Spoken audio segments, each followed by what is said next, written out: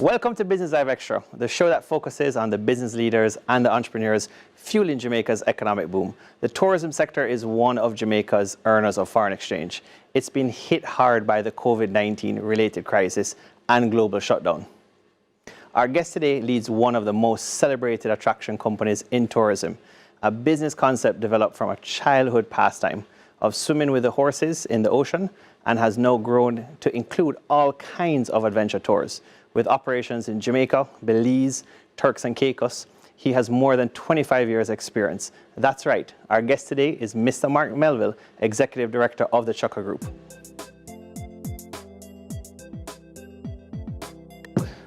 Marc, welcome to Business Live Extra. Thank you, Marc. How are you? Yeah, man. We can do a little social distancing, you know, COVID-19. It's great to have you. Yeah, thank you very much. I really appreciate the opportunity. Yeah, you're our first guest in tourism. Is that so? Yeah. Wow. And you know, you're known as the life of the Caribbean. And you know, Chukka, you know, your slogan is "It's time to play." Yeah. How did you get into the business? Well, you know, the business started out a long time ago with as kids when my dad used to take the horses to the ocean to swim. And many times he'd have friends with him for the weekend that were down, and a couple said to him one time, "Boy, I think you could really make some money doing this." And he goes, "Wow." He took some time, he thought about it, and therein actually was the start of the business. He had already put together an investment of an equestrian center down in Landover, Richmond, Landover. But it was more focused on the equine sports, show jumping, dressage, polo, and the trail riding operation was actually like an afterthought. But, you know, sometimes things come from unexpected places. And that one simple idea actually was the start of the business that you see today. Great. And you know, when you look at the name today, you know, and it's on your buses, your transport, just, you know, moving around tourists, it's a fantastic name. I mean, how was the name born? How was it come up with, and just what does it mean? Well, the farm was called Chukka Cove Farm, and actually the word Chukka is a period in the time to play in a polo match. So over the years, people would always ask us, well, why do you call it Chukka? And the reason is that time to play means Chukka, as it relates to a polo match. And because we had an equine background, we thought, and that was our first tour. And at the time when we developed it, we had no idea that the business was going to develop into what it is today. So therein lied the beginning of it. And were the colors always, you know how they look right now on your shirt, or was it, you know, different colors in the early days? Has the logo changed a bit? Yeah, the logo has gone through, I think this is like the 4th generation of the logo, as you can imagine. Is it 4 generations of family members now, or? No. I mean, the business, it was started by my dad. Yeah. And then my brother and I came back from college, started in the business with him. And as the business grew, we found that we have a knack for working with people and for getting and for really working together with persons that can bring maximum benefit to an opportunity. So you'll find soon after we started the business, we also partnered with John Biles in Montego Bay, and therein started the core and the foundation for what is the present-day Chukka. We do have 2 external partners, as you are aware of, but yeah. And has it been helpful, you know, for you having like a financier in the early parts of the business? You know, John is known well for his days with Let's Investments and, you know, blending kind of that, you know, CFO side, the entrepreneurism that you carry to the company. How has that been? We always say that when you have people of differing opinions sitting at a table with one goal, you get the best result. Yeah. Or backgrounds, I should say. And that is, I believe, one of the secret sauces for why we haven't drank too much of our own Kool-Aid and gone too far left or too far right. It's that difference of opinion and that imbalance of where we come from and our point of view that when put together, I believe has helped us make good, sturdy decisions. And Marc, you know, you mentioned when you came back from college, right? You know, you're at Palm Beach Community. Did you finish fully? Did you come back a bit early? You know, what was it? What was the education, just the whole college life like for you? Well, like some of your past guests, I cannot boast the academic credentials, but yeah, I did not finish. I came back early. It was early 90s, late 80s, and my dad called and said, hey, would you like to come back and get involved in this new exciting part of the business that I think we have? And our other family business, Tropical Battery, is there as well too. We come back and work with that as well. And I didn't think twice. Yeah. I knew, my mom was very upset, extremely upset. She's like, you have one chance at an education. If you don't do it now, you'll never do it again. At the time, did your dad have a college degree? I know it wasn't the thing, in that generation. He actually has a degree in agricultural science. Okay. Not in business. Okay. But I never thought twice. I just literally, although I didn't leave that same time, by the end of the term, I was out. But there's a lot of big success stories like that, whether it's in, digital entrepreneurs in the US, Butch Stewart, Sandals. So there's a lot of good success stories of persons who are just taken a plunge and jumped into business. Yeah, first to get there, last to leave. Yeah, and congrats on Tropical Battery out by ferry. Yeah. The branding looks phenomenal. Yeah, let me tell you what, my brothers have done a fantastic job. Very, very proud. That's an old business, very old brand. It's gone through multiple generations of car drivers and users, and we've been out at Ashenheim Road for many, many years. Yeah. And when the opportunity came to move out to ferry to consolidate our operations, to be more efficient, more effective, reduce costs, and stay more competitive, we didn't think twice about it. It was a bit of an emotional move, but it turned out to be the best thing. Yeah. Yeah. Do you think that, many families have gotten it wrong, some families have gotten it right? When you look at the Hendrickson family, you see that, they have, the national, the CB, different brands, and maybe kids in different brands. Do you think now, your family, your dad has, you have Tropical Battery, you have some family there, you have Chukka, some family there, your different businesses. Is that kind of a strategy? Versus, say, just everybody in one company? Well, I think COVID has showed diversity is important. But I don't think that was our overlying strategy. The overlying strategy was that we believe that we're stronger together than apart. My brothers and I have had several opportunities throughout the years to go our own separate ways. And we have intentionally stuck together and made a decision to stay in business together. It's not for everybody, but we believe that's our secret sauce, and we're going to stick to it. Excellent. How hard is it being an entrepreneur in tourism? Well, one of the things about it is that you're really a global business in many ways. So Tropical Battery is a great, don't get me wrong, it's very difficult competing in the market here. But when you're in tourism or in banking, so to speak, you are really in a global business. You're competing globally. And many of the things that affect your business sometimes have nothing to do with the environment that you're competing in. And in many times you are measured by global standards. You can't just get away with the old cliche of, I'm operating here in Jamaica, this is my backyard and I can do whatever I want. You are being measured by international suppliers at international standards, and if you can't get up to those standards and meet those requirements, you don't get the business. And with the advent of social media, you're on the ticker day in, day out. You are judged by your last experience, not even by the next day or the end of the day. By the end of that experience, somebody could still be on your property and they're making a comment about what it was like, good or bad or indifferent. But I feel it has made us agile, extremely responsive, and in many ways I think it has really spawned a creativity and an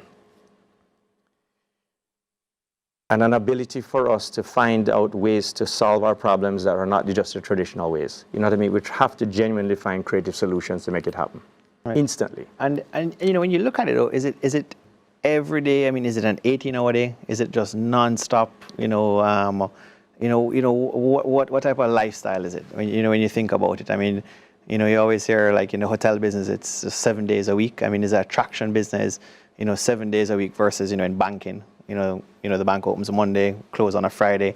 What does it take to be successful in the attraction business? Well, we're not open 24 hours. But our call centers are receiving inquiries 24 hours a day, 7 days a week. But the truth of the matter, it is a 7-day-a-week business. The only rest or turn-off time you get is turn-off time you make for yourself, because the business never stops running. And when you have a business like ours, which is operating in multiple jurisdictions with multiple governments and ships and hotels that are open all hours and times of the day, of the week, there's never a dull moment. Lots of good things and lots of challenges. It could be Sunday morning at 8:30 in the morning, and it's just like Tuesday morning, you know? Yeah. As the business grows, you get better middle management, you get better executives, you get a team that really runs the business sometimes, I'm proud to say, without you. But tourism is an entertainment business. And when you're not dealing with the operations and the back of house side of things, you're dealing with the front side of things. Being the cheerleader for the business, being the ambassador for the brand. Never stop thinking about what you're doing.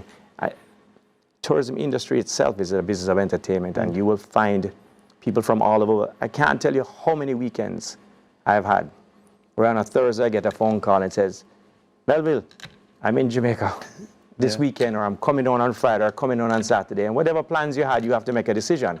Am I going to go and spend the weekend with a very valuable friend and supplier, or am I going to go and do something else that I had planned? And this is what it's like. And it could be somebody calling you and saying, hey, I'm going to be in Turks this weekend, or the Dominican Republic, or Cayman or Barbados, and you're always presented with these choices. Right. And I don't want this to make it sound like it's not self-inflicted, but when the opportunity is there and you feel the momentum and you're being pulled and not just pushing, because there was many years when we were just pushing, you really don't want to miss the opportunity. Got it. So you latch on as tight as you can and you run with it. And Marc, right now, you know, you're Group CEO of Chukka. Yeah. And what keeps you ticking, you know, every day, you know, in and out? I mean, has it changed over the past 10 years? Is it the same? You know, what keeps you ticking today? Well, you know, I can tell you that I'm lucky that I never ever wanted to be a doctor or a lawyer or an engineer. Like some people, my brother and I are highly dyslexic. So we have a lot of the traits of dyslexic persons. So I'm lucky that I could have done many different things, I think. I'm not sure how well I could have done them. But after getting into tourism, I knew this is exactly what I wanted to do. And after getting into the nature adventure businesses, which is really what we do and the DNA of what we do every day, and I wanted to tell you a lot about that, is that just like the famous saying, you know, I never work a day. I literally enjoy every minute of it. I love putting the smiles on everybody's faces. I love to design a tour. I love when we, the team, design a tour. It brings pure joy to my face. If you ask my partner, John, when we go from inception to complete delivery of the product, and it is delivered with the best training, the best uniforms, the best script, the tours run safely, the people have a fantastic time, and they get off of that tour and they can't stop thanking you, and they buy a few pictures to remember the day, and a little bit of merchandise, and they go home and they post it all over social media. That brings me joy. Yeah, man, that's it for me. Putting passion in these people's lives. Man. Yeah, I love it. And we take our first break on Business Live Extra. We're talking to Marc Melville, Executive Director of Chukka Caribbean Adventures. We have much more coming up when we return.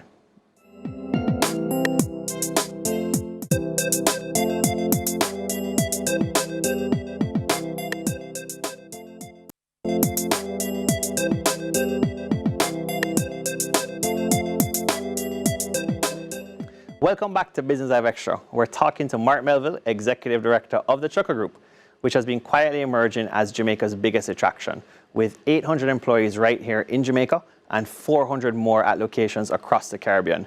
It operates more than 60 adventure tours for all ages, which include horseback riding, ATV safari, river tubing, and kayaking, to name but a few.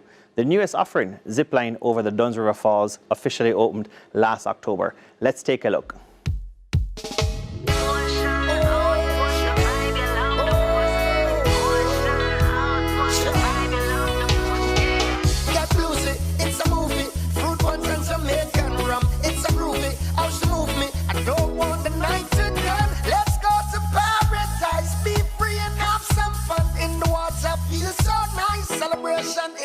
Anything you want in, feel good, let's go horseback riding. Feel good, this is such a holiday, you gon' wanna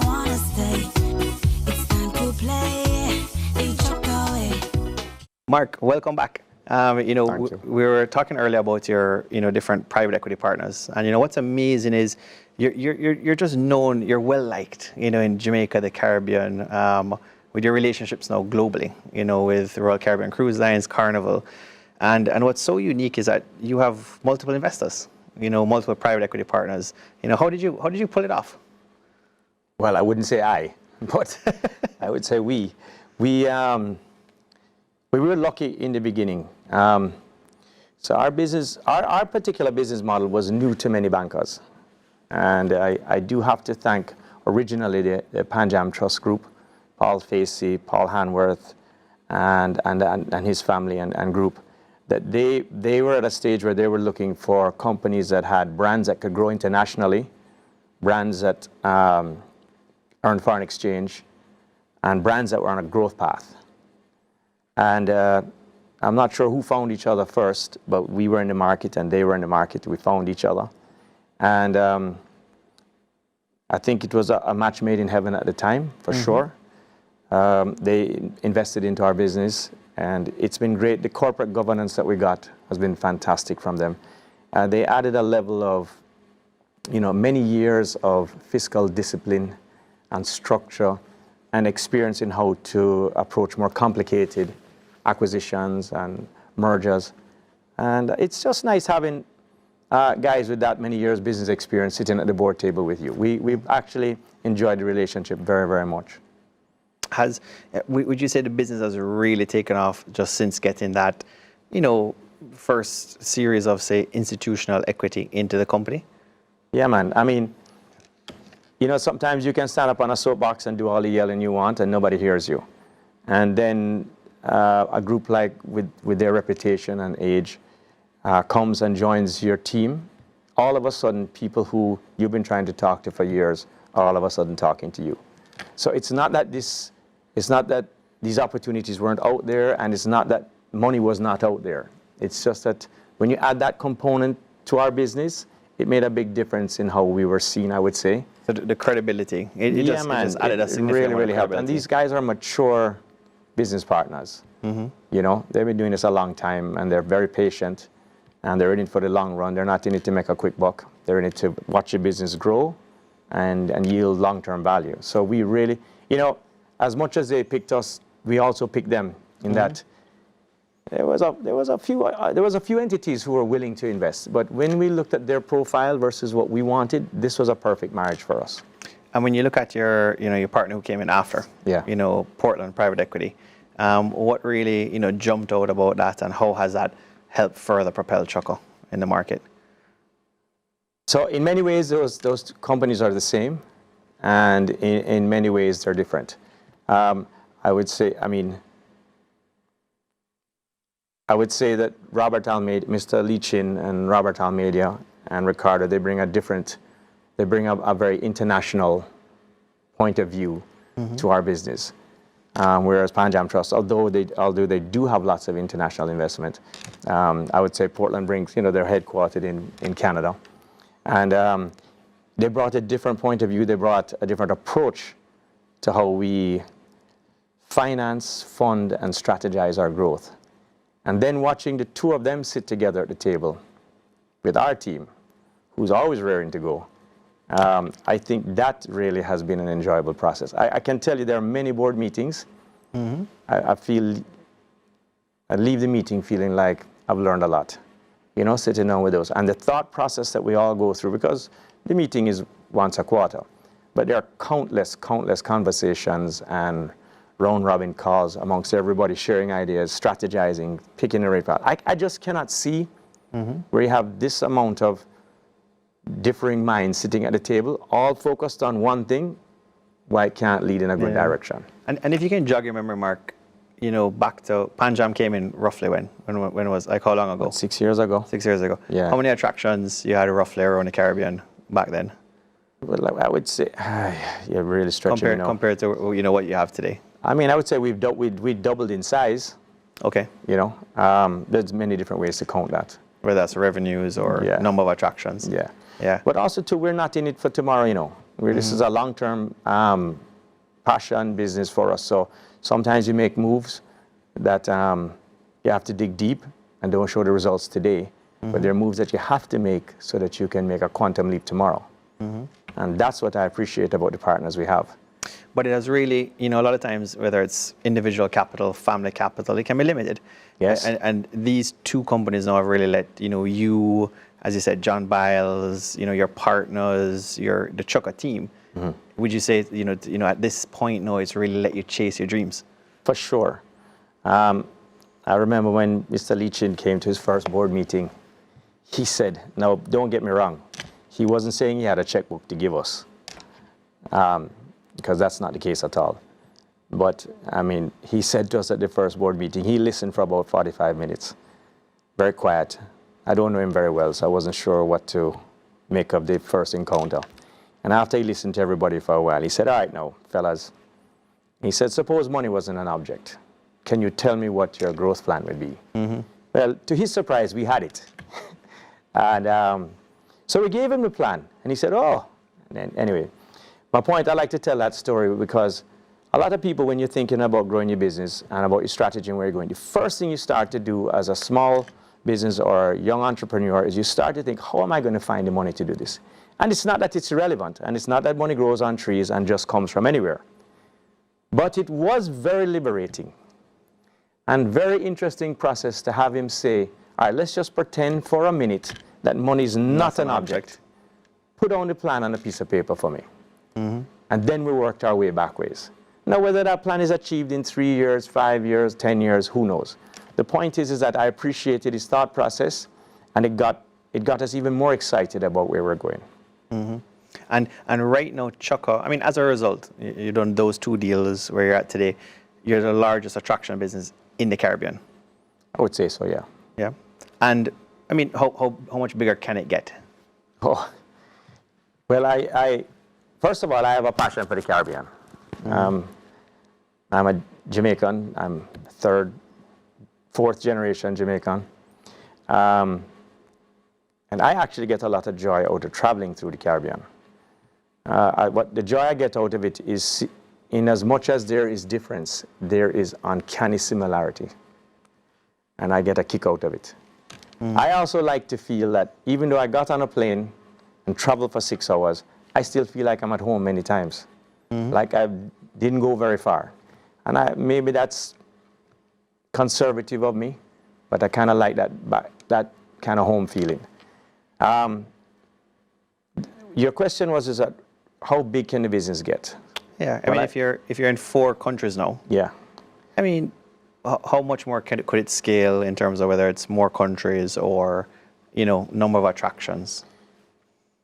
So of course there are some islands in the Caribbean and some attractions that would be at a size that doesn't merit an investment from us, because you do need to have a great GM, you need to have some good back of house accounting, and you need some economies of scale to make sure that the business can run safely and put smiles on everybody's face without you being there every day.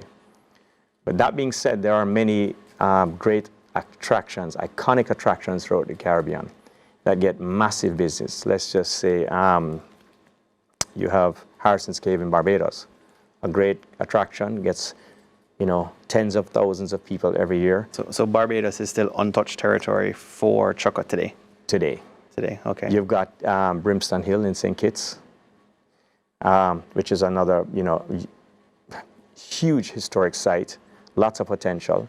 Lots of these sites have their DNA have a lot of potential, and some kind of a partnership between us and them, I'm just taking for example, sure, I believe could yield great benefit. The pitons in St. Lucia are not a specific attraction, but any attraction configured around that. Is Chukka in St. Lucia today, Mark, or is that another potential scale up? Yeah, kind of. We're working on it hard. We have some operations there, I would say, but it's not on your website today. It's not a. It's very. Let me tell you something. Any country that has over 1 million combined passengers a year is on the radar. That's your criteria. Yeah, not the only, but that's one of the right up there at the top. But that's in your boardroom, dialogue. Yeah, man. If they've got 500,000 crews and 500,000 land base, that is ideal. Okay. So that you can balance between the two in the event of one having a bit of a fallout. And what would you say? What is the platform today? Is it a is it a heavy working capital base, asset light? Is it primarily technology? I mean, you know, some of these hotels in Jamaica are like heavy asset based. You know, what really is, when you look at how Chukka has evolved, really, you know, in that traction, is it heavily towards owning all the properties, or is it leases and using your platform as a brand and technology? What's the business model really? Well, I think you know the answer. You pose that question perfect. But what I would say is that, so for a while, you know, Mark, we also struggled with what we would become today, as we know ourselves today. Who knows 10 years from today? But and we are not a park, so to speak. We're a nature adventure company. Nature adventure, okay. Yeah, which is completely different from a water park, or completely different from buying a piece of land and putting a bunch of activities so on you're it. not like a Disneyland or something like that? Far from it. Okay. Our company's specific strategy is to find something that's unusually beautiful, has a historic value, or extremely unique, and that's there. A nice set of mountains, some rivers, a fort, a great cave system, a beautiful valley, and create something around it. Our objective is to get people out of the hotel, and not just take them anywhere, but take them somewhere that truly represents the natural, historic, or cultural aspect of that country. And then what we do now is we wrap that raw material with our platform, our IT, our app, our website, even as basic as our HR software, which, believe it or not, is important when you have many people working with. We wrap it with our safety, our standards, our ability to make people smile. And remember, at the end of the day, you know, that we are a company that's about fun. You put all of that together and the people don't have a good time, you have a problem.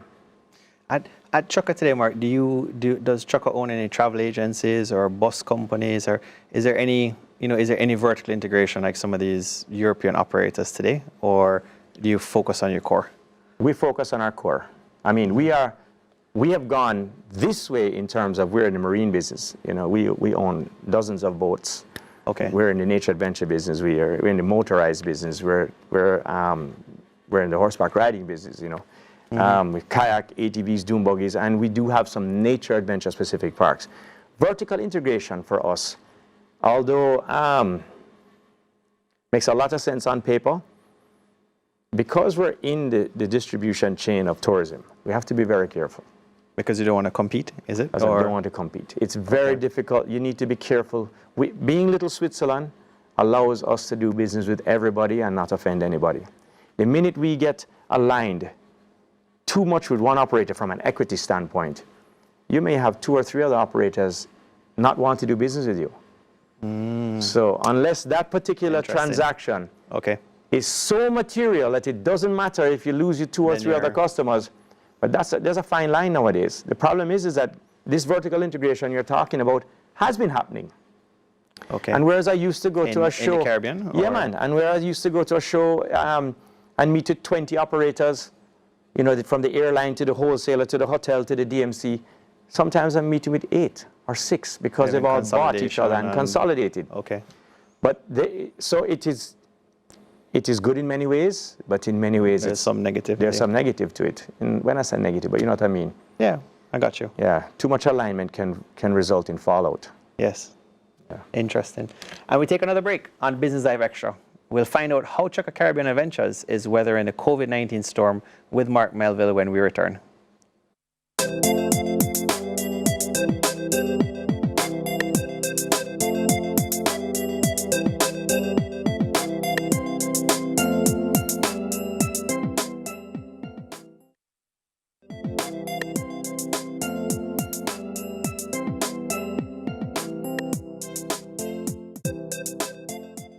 Welcome back to Business Dive Extra. We're talking to Marc Melville, Executive Director of Chukka Caribbean Adventures, a major player in the country's tourism sector, which was booming before the COVID-19 pandemic. The industry is slowly reopening after a 3-month shutdown.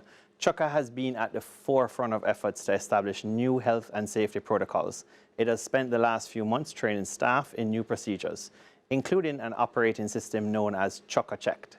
which involves sanitizing equipment before and after every activity, plus more digital integration like electronic check-in and waivers. Let's hear more about this now with Marc Melville.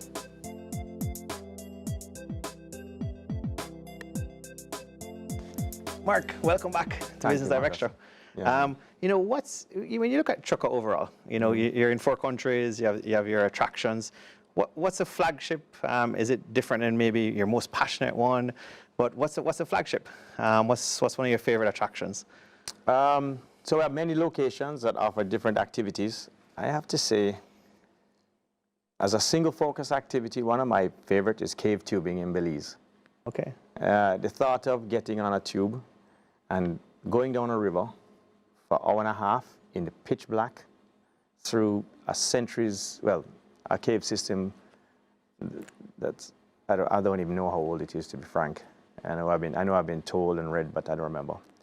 And it is a really beautiful experience. Parts of that cave, there's waterfalls that come into it, there's light holes, there's fresh air coming in, warm air coming in, cool air coming in. It's something I've just never experienced it before. And how long is a ride or an attraction like that, for a guest? It varies on river flow, but I don't even think you watch your time.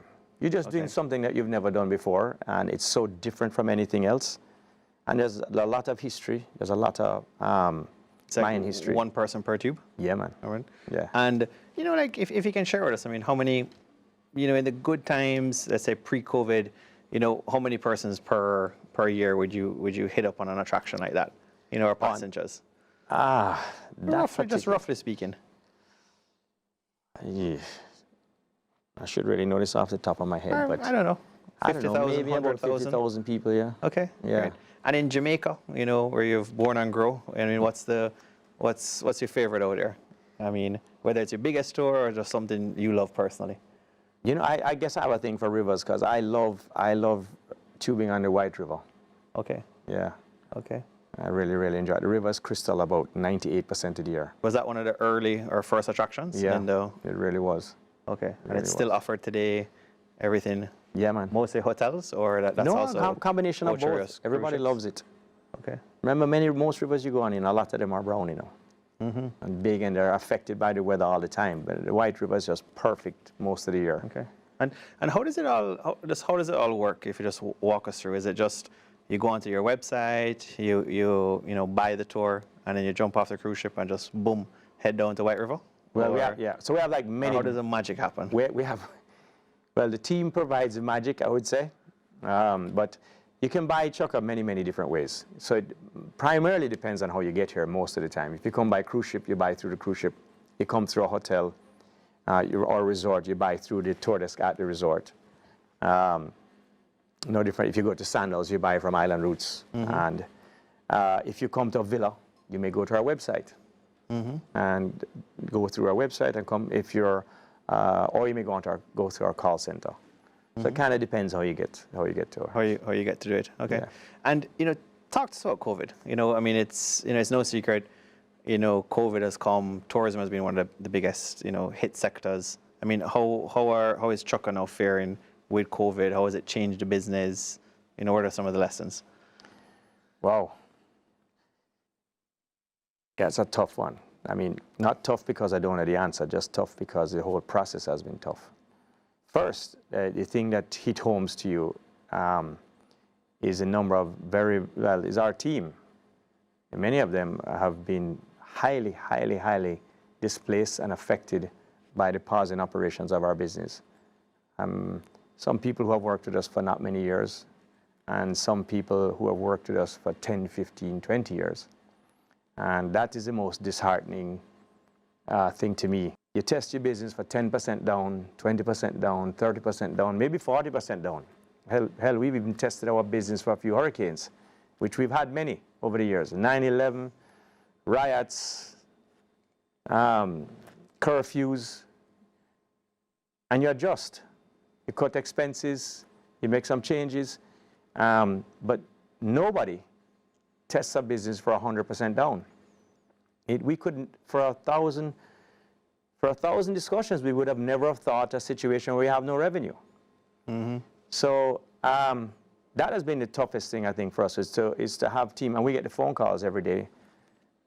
We have business people we do business with. It's been, ask anybody in tourism, globally, in the Caribbean, in Jamaica. It has been very difficult. And that's the part that we think about the most. But, you know, how has it, in terms of where the business is today? I mean, has it impacted, as you said, you know, staff? Has it impacted, you know, the business? Jamaica is now, you know, reopening. Yeah. You know, have you picked up some tourists, you know, between yesterday and today, or let's say some customers, you know? I wish. Today's June. So, yeah, we haven't yet. So the country has opened up, the airport has opened up, but attractions aren't allowed to open yet. What I would say is this, is that we had a great business before COVID. Had a great team, very well trained, motivated, and they did justice to the brand and to themselves every day. COVID came along, full stop. I believe that inherently people want to travel, and people just don't want to go from one bedroom to another. Yes, they need a great hotel and a great beach or a great outdoors, but they want to get out of that hotel and they want to experience the country. And we know this to be a fact. And I'm not just talking about my gut feeling here. We've done lots of research in the last 90 days, 120 days. I mean, don't think this time has been wasted. I mean, as we shut down and got over the shock of what that meant and having to put our business on pause, not 100, well, operationally, but not a lot of it wasn't. We instantly made a list of things that we wanted to change. And we have a list of everything that we do not want to restart the business with. We wanted to double down on IT because we knew when we came back, we wanted to be more efficient, more relevant, and more savvy. Have you introduced anything yet? I mean, you know, we spoke about Chukka Checked. You know, what is that exactly? So Chukka Checked actually is our post-COVID operating procedure. But in terms of what we've done for IT, we've implemented our app, which will now allow, which is a part of COVID as well too, because you'll now be able to get on a bus, download our app or get to our location or at home, download our app, go to the excursion you've bought, go to the waiver and sign the waiver. So post-COVID, all your suppliers are saying, I want you to reduce touch points. Right. So there'll be no more pen, there'll be no more clipboard. So your costs, you're looking at your costs are and going to go down. also transmission points for COVID. You will be able to come to our site and go straight to where you get your armband and walk into the facility without having to go, if you didn't even want to, you know, to the registration. Now we have varying sizes and different types of locations, so it won't be exactly the same everywhere, like a hotel maybe. But the concept has started that way. We've also re-entering the business with e-brochures. So over time, you will no longer be one customer picking up a brochure and giving it to another customer. Well, if you're in Jamaica and you look on the app, will it also talk about maybe Chukka Belize, you know, Chukka, say, Dom Rep, well, you know, your other offerings? Yes, it does. And you know, an app like a website is a work in motion. You start here and you build it to where you get. I don't think you ever stop building them. Yes. From what I've really seen, but yeah. So you're becoming more digital. I mean, COVID has forced you to accelerate this whole digital transformation. Spend a lot of money on the back end of our website too, so that you can do less time on the phone with us and more time online. Yeah, anything that has to do with IT. Has it forced you, Mark, as a group CEO or even your board? I mean, although you don't want to vertically integrate today, I mean, have you started to think about the Virgin model or just any model to say Chukka is one of the sexiest brands in the Caribbean?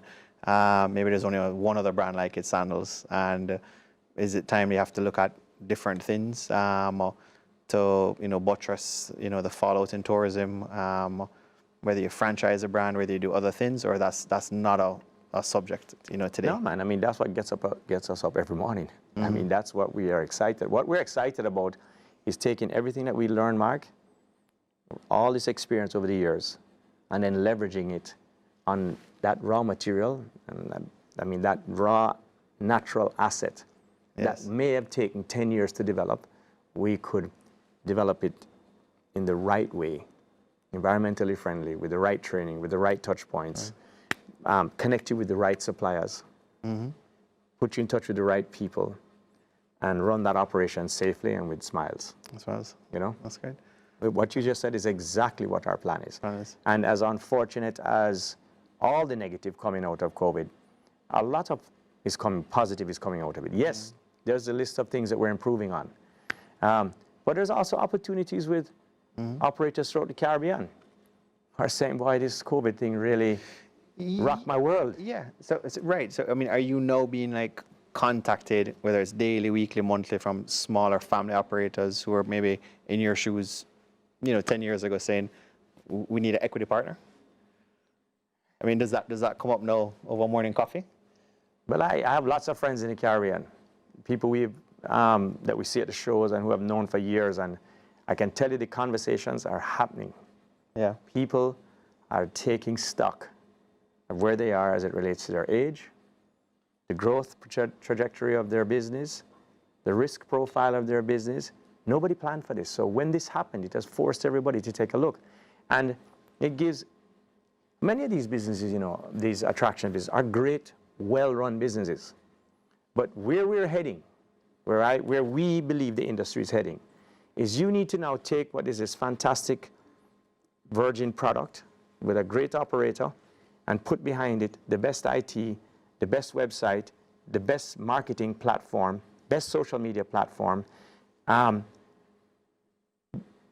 being able to connect them with all the big suppliers around the world so they can really maximize what it is that they have in this asset. Mm-hmm. So I believe that this period of pause has amplified that situation.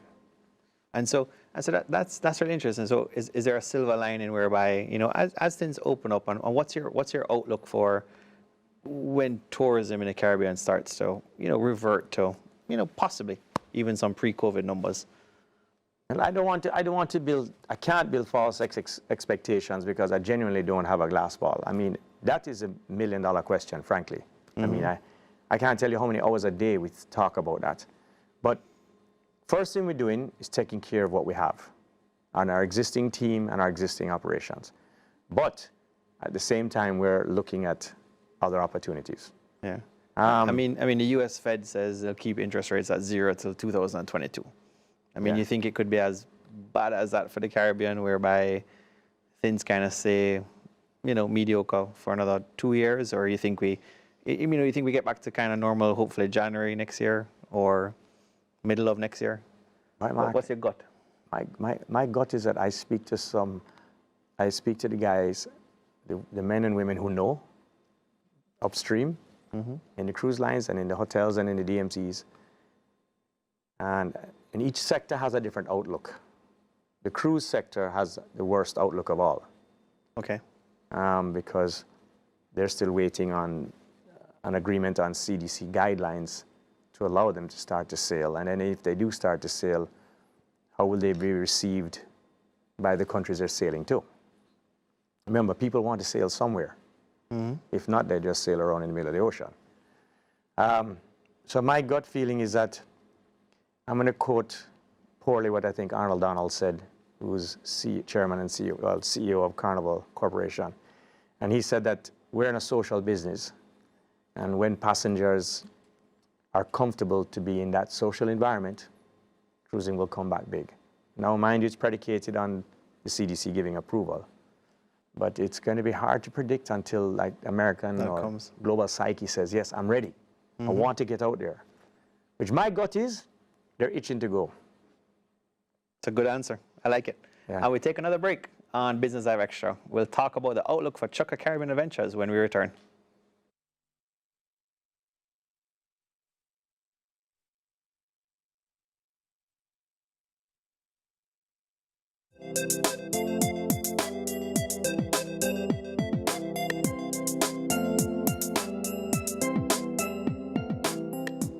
Welcome back to Business Live Extra. We're talking to Marc Melville from Chukka Caribbean Adventures, who leads one of the most successful tourism enterprises in the region.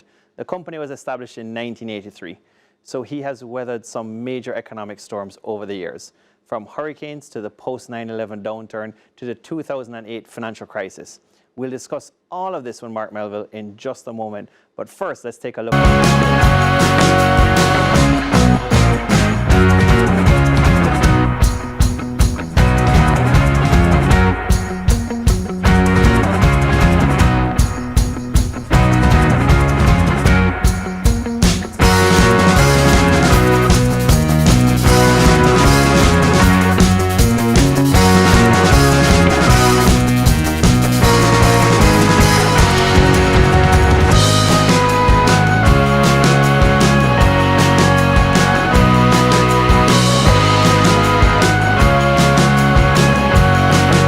we've gone through so many crises. You mentioned hurricanes, 9/11, post 9/11, and so forth.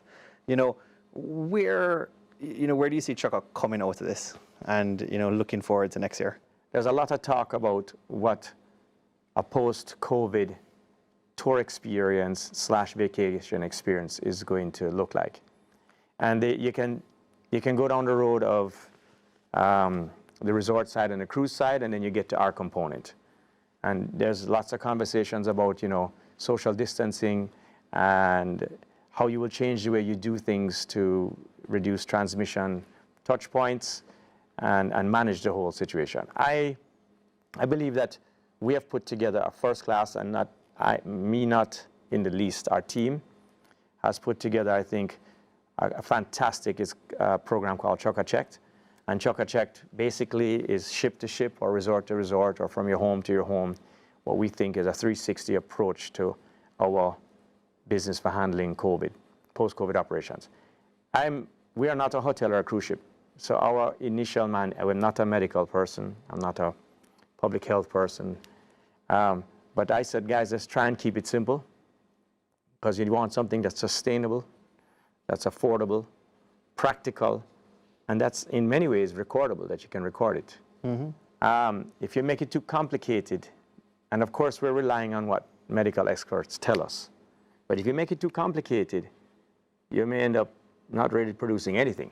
Yes. Anyway, but that being said, that it's strange how that document is also leading what people say your experiences must be. They are a kind of one and the same.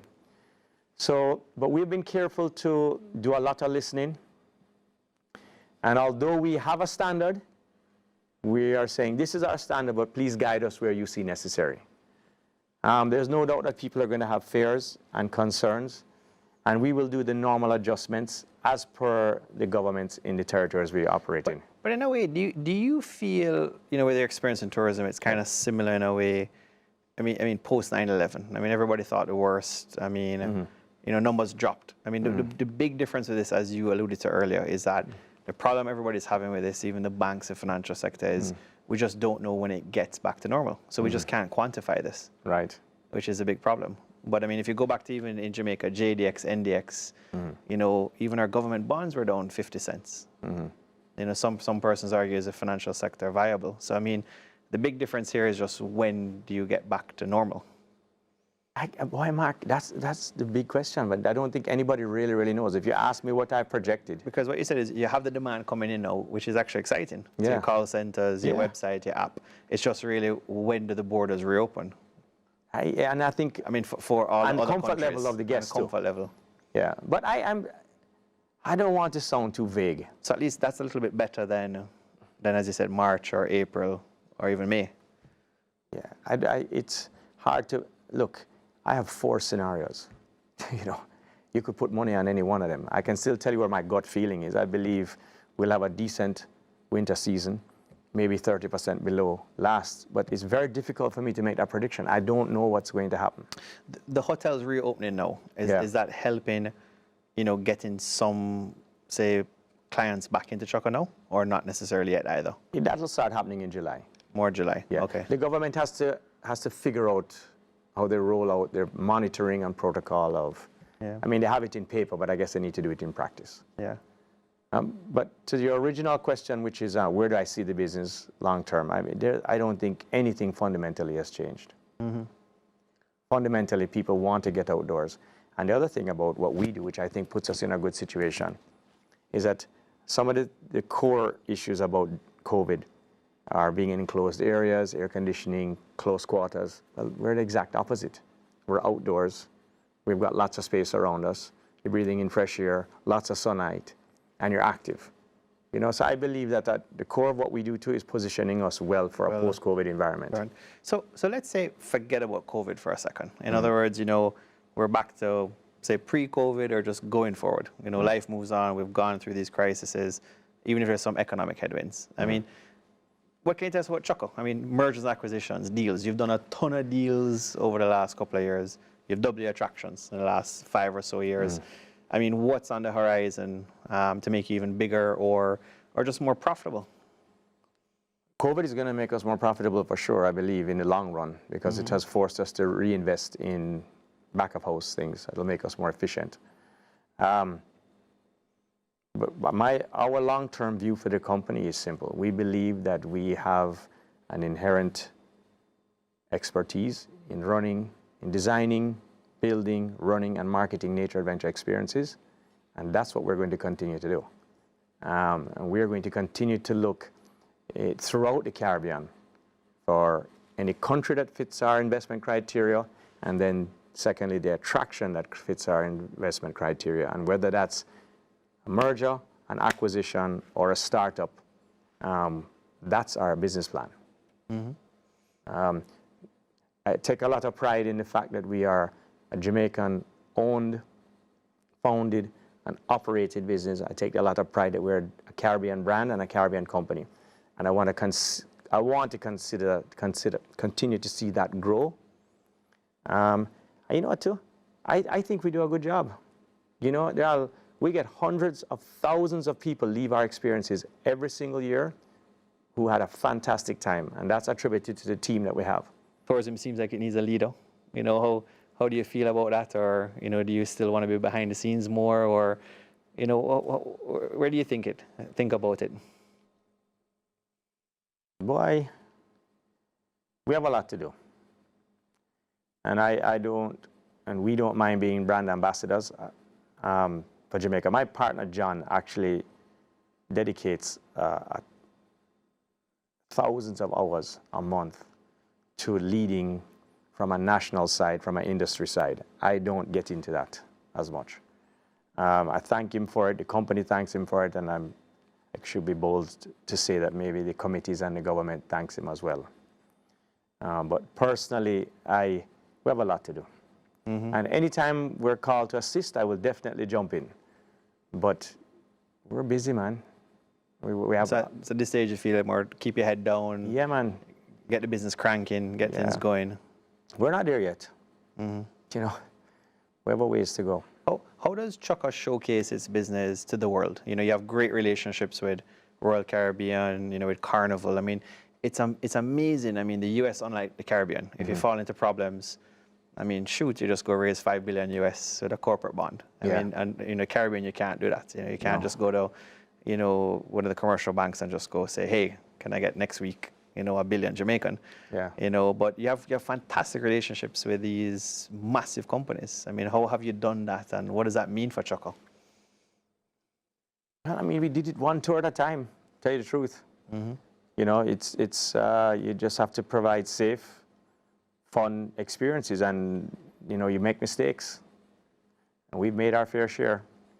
But it's not necessarily the mistake, as you know. It's how you handle it, what you learn from it, and how you improve moving onwards. Doing business with these big global, I mean, corporations I actually enjoy it very much. You learn a lot, and they can be great partners to you once you understand what the relationship is all about. You know, when you understand where you fit, and you do it well, they come to depend on you and lean on you, and where you have knowledge, they ask you for advice just like you would where they have experience. And we find it a very mutually beneficial relationship. And sometimes when you're down, they give you a hand. Sometimes whenever we can help, which is, you know, they're much larger than we are, as you all know, we do our part, especially John with his government relations. But I find really, you know, you have a lot of people sometimes who they feel disenfranchised about, you know, the David and Goliath situation. My advice would be, understand what it is that you're selling, the price that you want, and then don't worry about the rest of it. I mean, build the relationships. Yeah, and don't worry about the rest of it. You know what you want, you get what you're getting what you believe to be fair. You know, work your business. And have you always been on their radar, or is it just when you got to a certain kind of, you know, scale? No, man, that's blood, sweat, and tears, man. Okay. It's scale and relationship. You have to, you know, a lot of people think that, you know, if you build it, they will come. It doesn't really work like that. In tourism, you know, we see these kind of World Travel Awards. You see them all over the internet. I mean, you know, in the financial side, you tend to have like these insurance conferences, you know, financial advisor conferences. In tourism, do you actually have like conferences you got to go to and you got to build those international relationships? You have to beat the pavement. And you ask anybody who knows me personally, it's not easy. Not easy on you physically. Right. And you have to work, man. It's up early every morning, 12 hours at the show, 14 hours at the show, then dinners, late nights, and do it again because you're only there for a limited amount of time. And you don't live in America or England or Germany or Europe where all these offices are. So you have a short period of time to maximize face time and make an impact. And you can do it two ways. You can go to the show and spend 2 hours and go home, or you can work it. Gotcha. Yeah. How, you know, you're wearing your brand today, which is, not everybody who jumps on the show, wears their brand. You know, how do you feel about your legacy today and where Chukka is? And, when you say Melville, it's Chukka. And, people think about Chukka, they think about Melville. You have your partners, you have your institutional investors and your cap table now. But how do you feel about where you're at today? Well, personally, we feel really good about where we are. We feel like we have momentum. I think you know what I mean. We feel like we have momentum. On a B2B, in a B2B environment, our brand is extremely well known. On a B2C, it's not as well known. What's B2B? Like with the within the industry, the hotels, within anybody in the resort or cruise industry knows who Chukka is. The guys who make these decisions, who sign the contracts, who sell us. But maybe somebody from Milwaukee or New York coming to Jamaica may say, "What is Chukka?" Right. And we do need to work on that a lot. But and that's a big part of our strategy, for the coming years. But we feel very good about the business. We feel good. You know what I love the most, to tell you the truth? I love when we have a new project, and we have developments happening in Sandy Bay and Lucy. We're spending, $400 million down there in Jamaica. And we have another expansion at Good Hope. We have another expansion happening in the Dominican Republic. We have, in the Belize, we just took over our first private island. We're developing a private island down there. We have a brand new project at Jaguar Paw that we're developing as well. What I love, what brings me joy too, is when we sit down, we have a meeting, we come up with a plan, and it's not all just execution of nuts and bolts. A lot of it is creative too, especially in terms of tour design, Marcus. And what I love is when we put a plan in place, and 6 months later, you see the finished product, and that's all done by your team, who, when they came to Chukka, didn't know anything really about the tour business. They may have been resort specialists or in some other facet of the tourism industry, but not necessarily the nature adventure business. Yes. And that, ask John. When I say that happened, and we opened the door for the first day and everything is running reasonably smooth, that takes a lot of work to get everybody on the same vein, with the same knowledge, with the same level of expertise. And sometimes, Mark, you didn't have to lift a finger. That's what I get pride of. To see those people, whether they stay with us or they don't, they are now experts in the business. Yeah, man. And you've shifted them from this island to this other island or country. Yeah, and that I love and that. getting it going. That gives me a lot of joy too. And putting the smiles on your customers' faces. I love that. Remember, you're always going to get complaints. You're always going to get somebody who didn't buy the right product or actually had an incident. But for every one of those, there's hundreds of thousands of others that had a fantastic time. It's easy to measure you by your mistakes. People hardly take the time to measure you by your, successes. Successes. That's great. Yeah. Marc, it has been fantastic having you. Thank you, man. It's great. That's it for another edition on Business Live Extra. Remember, success is not final. Failure is not fatal.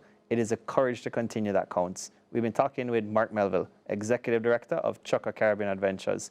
Don't forget, you can watch us online at cvmtv.com/videos/Business Live Extra. Thanks for joining us.